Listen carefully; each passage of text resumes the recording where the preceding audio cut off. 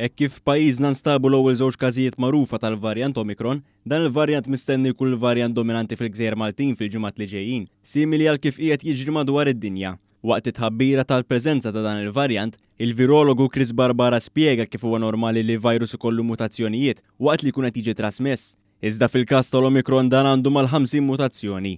Huwa spjega li l-mutazzjonijiet jistgħu jvarjaw il-faċilità li biha l-virus jiġi trasmess u s-severità tas-sintomi. Minn dawn l-aspetti l-Omicron jiġi trasmess b'mod faċli ħafna, iżda mhux sever fuq persuni mlaqma.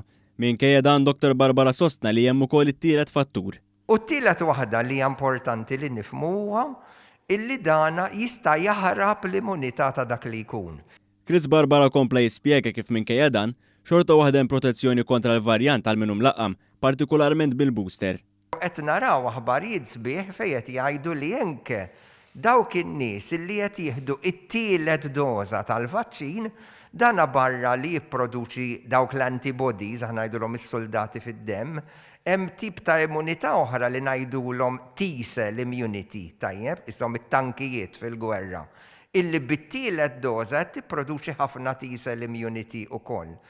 Dak li qal Dr. Barbara konfermat ukoll is-Supretendent tas-Saħħa Pubblika Charmaine Gauci, hekk kif sqarret li bosta persuni li qed jirriżultaw fil-pożittiv għal COVID-19 huma persuni li għadhom ma ħadux il-booster. Li qed toħroġ mill-evidenza minn kull imkien kemm il-booster qed ikun effettiv kemm biex ikun jista' jevita l-komplikazzjonijiet u l-imwiet, imma wkoll biex qed ikun effettiv biex anke jevita li persuna jkollu infezzjoni.